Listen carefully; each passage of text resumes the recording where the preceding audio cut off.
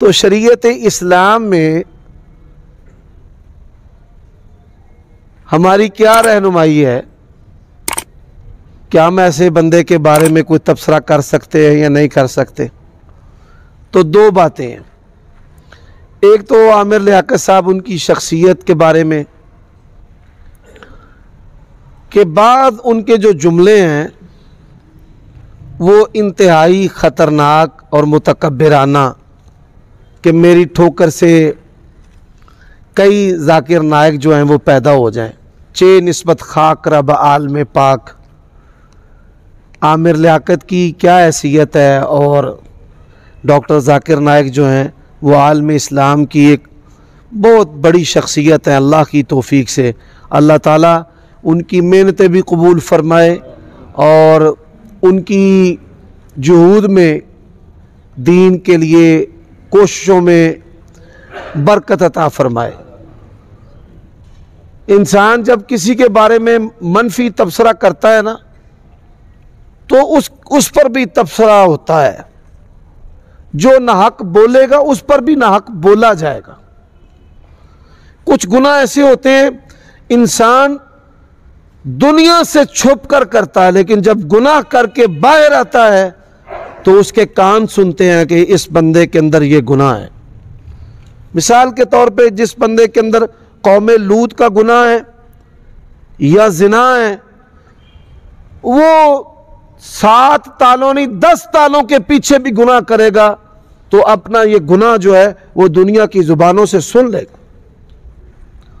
اور اسلام کی سچائی بھی اگر کسی نے دیکھنی ہو کہ اگر کوئی ایسا شخص ہے اور اس کے اندر یہ گناہ ہے منبر اور مصلی ایسے گناہ گار کو اپنے اوپر کھڑا نہیں ہونے دیتا.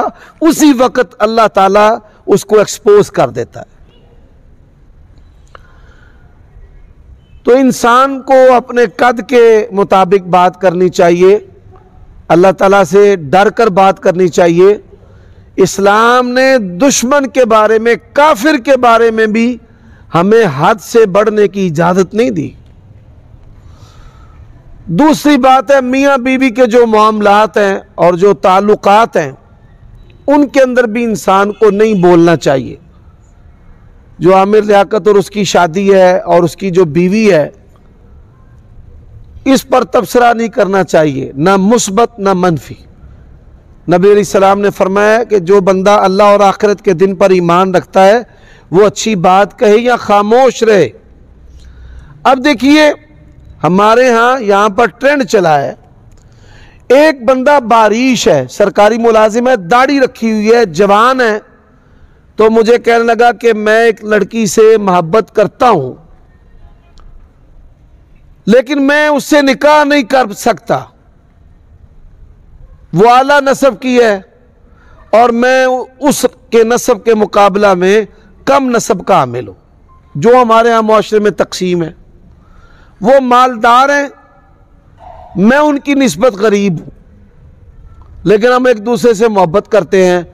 تو کیا ایسا ممکن ہے کہ وہ کسی لڑکے سے شادی کرے پھر اس کو اپنے قریب نہ آنے دے اور پھر ان کے درمیان طلاق ہو جائے؟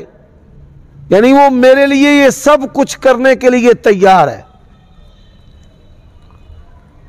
یہ عمل اتنا سنگین ہے کہ اللہ تبارک و تعالیٰ کی لعنتیں برستی ہیں ایسے لوگوں پر. اور اسی طرح بعض عورتیں کیا کرتی ہیں وہ نکاح کرتی ہیں پسند نہیں کرتی پسند کسی اور کو کرتی ہیں. نکاح کیا نکاح میں حق مہر 1 کروڑ لکھ دو فلاں جگہ لکھ دو 10 کروڑ لکھ دو 50 تولے سونا لکھ دو. اچھا جی حق مہر لکھ دیا پھر اس کے بعد کیا ہے بگڑ کر بیٹھ جاتی ہیں خلا لے لیتی ہیں حق مہر جو ہیں وہ ڈکار جاتی ہیں. تو یہ 2 آج کل فیشن چلے ہوئے ہیں. بلکہ ہماری پولیس نے بعض عورتوں کے جو گینگ ہے وہ بھی پکڑے ہیں کہ وہ 30 مردوں سے نکاح رچا چکی ہے. خوبصورت ہے بندے کو جھانسا دیا 2-4 دن وہاں پہ رہی رات کو ٹرک لے کر آئے سارا سامان ڈالا بیچ میں اللہ دے سپرد. یعنی ڈکیتی کرنے کا طریقہ واردات ہے۔